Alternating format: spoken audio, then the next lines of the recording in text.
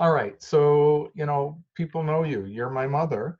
And for those who may not know, I'm going to let your secret out. 96 in June. 95 now. 96 in June. This face. Oh my goodness. Um, Mom, you've been around the world a little bit with 95 years so far under your belt. And here we are facing the coronavirus. I'm just curious, what are you and your friends doing to keep safe? Well, first of all, as you know, we're great bridge players, and we have discontinued playing bridge together Hmm. so that we keep our distance. We're in touch with each other. We help each other out. If someone needs something, they phone. If we have it, we give it. We share. Now, yesterday morning, I went to Shoppers Hmm. at 8:30 in the morning. There was What was hardly anyone in the store. So I could do my shopping. And while I was there, I phoned my friends in the condominium hmm. and I said, I'm at Shoppers. What would you like? So they each gave me a list of what they wanted, and I did their shopping as well.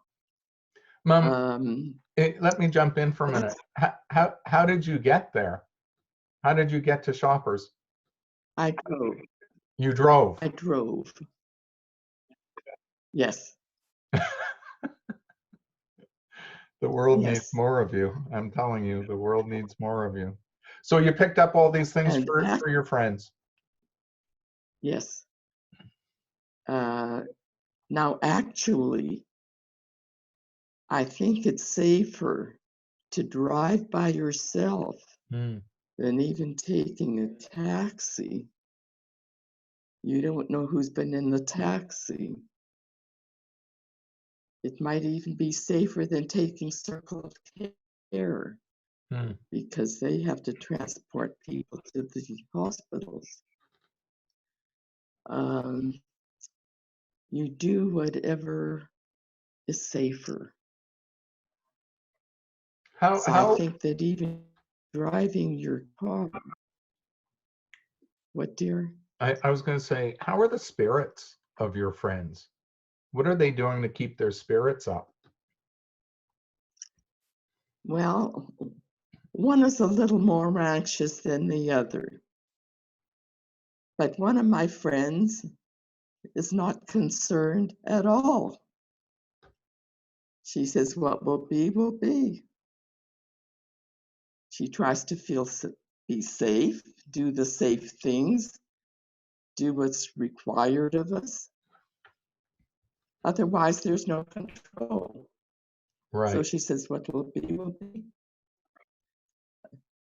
The other one, who is also in her 90s, is a little more anxious,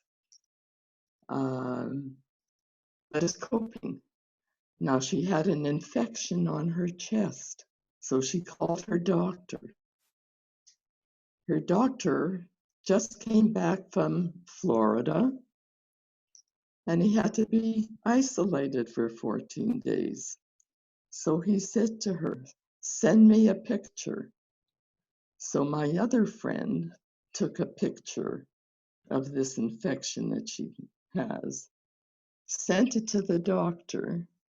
The doctor looked at the picture, sent her a prescription. She called the drugstore. The drugstore filled the prescription, and she's got her medication. Amazing. So this is what you have to do today. Do It's you too have bad if you have a tooth. Pardon? um you know, many people will have access to this video, many folks who follow me on Facebook, and now they're going to follow because of you. What guidance do you have for people coping with the coronavirus?